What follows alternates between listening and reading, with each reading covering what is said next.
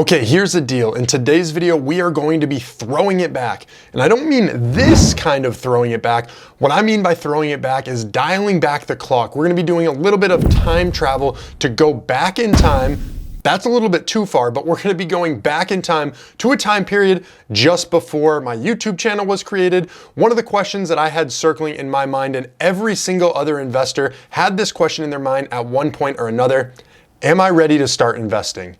So if you guys are one of my newer subscribers, my name is Dalton. Welcome to the channel. Here on this channel, I talk all things investing. I focus on dividend investing, and what I do is the Robinhood challenge, where I invest $100 every single week into the stock market. I share with you guys my exact moves, my tips, my tricks, my insight into the stock market, so you can get a general understanding of how I'm investing and hopefully learn a thing or two along the process. So if that's something that interests you and you're not already subscribed to the channel, make sure you click on that subscribe button, turn on the bell notification, because you're not going to want to miss the type of content that I'm putting out. So one of my followers on Twitter the other day asked, how do I know if I'm ready to start investing? First off, I think that is a really solid question that every single investor asks themselves out there at one point or another. They want to know if they're ready to start investing, and they don't really know how to tell if they are ready. So in this video here today, I have 4 different indicators that I use to understand when I was ready to start investing. And I think that you guys will benefit from hearing these things as well.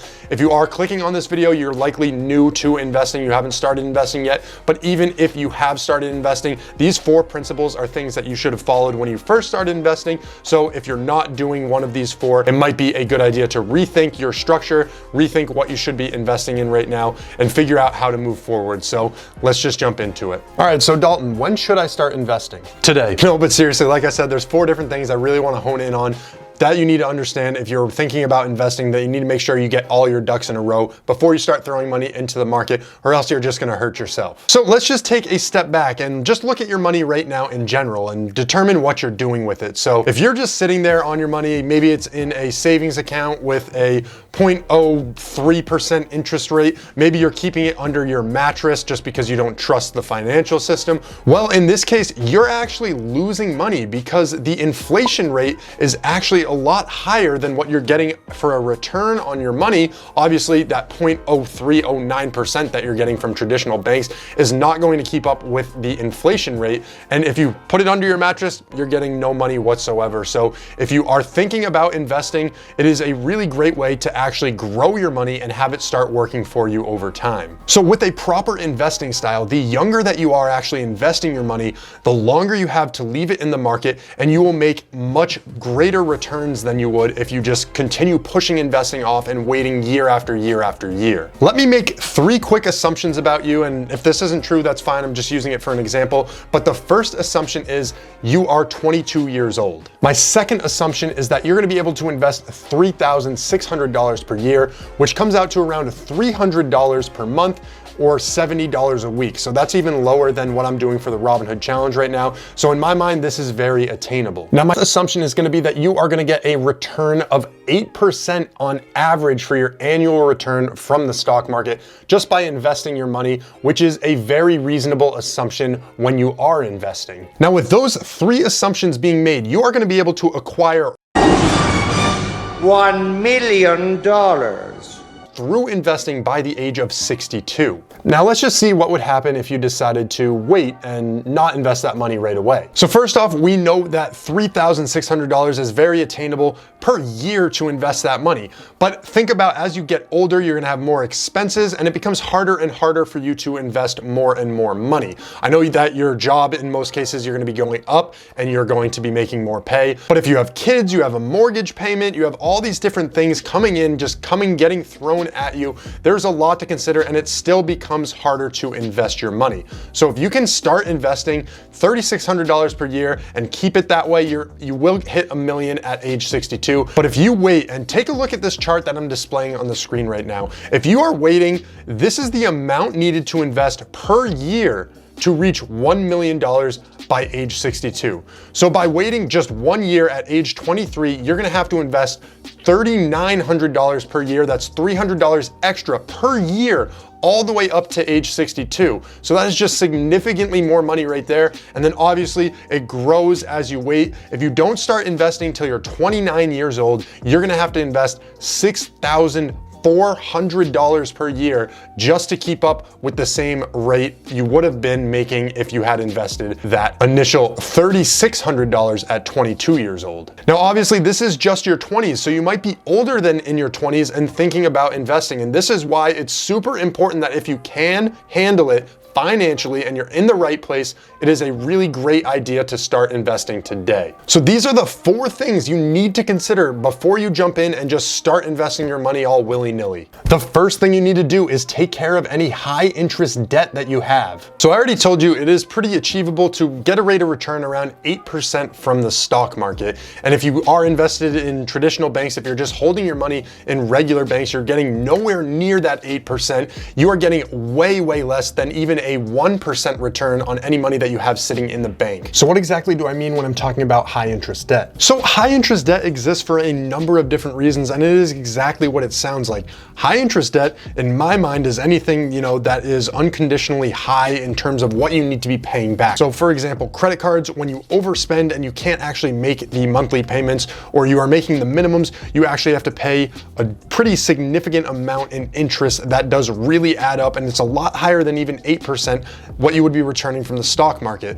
So also keep in mind that's things like car loans. I mean, there's a number of different aspects that goes into it. So any way that you can focus on paying those down, making them paid off by the time you want to start investing, by the time you're thinking about investing, this is prime and a really great strategy. Now, you probably will still have these car loans. You can still be investing while you have stuff like that going on, but this is what you want to keep very mitigated. You don't want this to build up and start hurting you more than it's actually helping you, because you're not actually going to be making money in the stock market if you have to pay such huge interest payments on credit card bills and things of that sort. Now, the second thing to consider, and what I think is the most important aspect to nail down before you start investing, so take note here, it's establishing and creating an emergency fund. The thing about investing is you're not going to see results overnight. It's a very long, drawn out process. So I think it's super important when you start that you have an emergency fund established. There's going to be a lot of different unforeseen things happen throughout your life. Maybe you get in a car accident, you need to pay for repairs.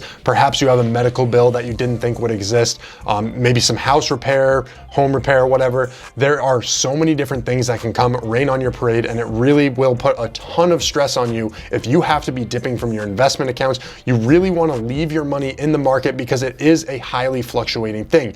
At times, like if you were to invest now, the market is very crazy. We're seeing very high points and we're seeing very low points. It's swinging. So right now my portfolio is going green, red, and it's bouncing all over the place. So God forbid something happened, I needed to pull out money and we were having a terrible day and the stock market dropped a ton and I just had to pull my money out at that point.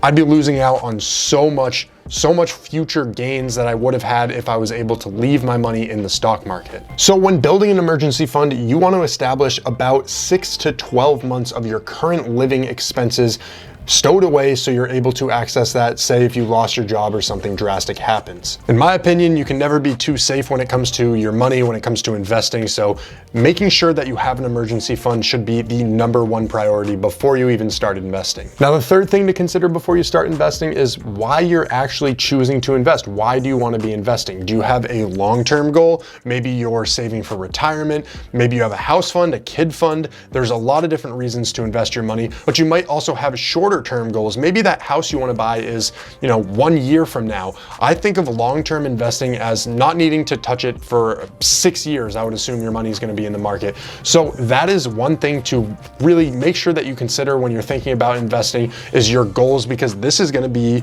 the structure of your entire portfolio. It's going to figure out how you're going to be investing your money, what you're going to be putting your investments into. You're going to be investing in stocks, you're going to be investing in ETFs, bonds. There's a lot of different things that you can be investing in, and this is going to determine the best investments based on your goals. Okay, so the fourth and final thing you should consider before you start investing, you're wondering, am I ready to start investing, is your knowledge base for the stock market. You don't need to be the next Warren Buffett. You don't need to be an investing prodigy, but what you do need to know is the basic principles of investing.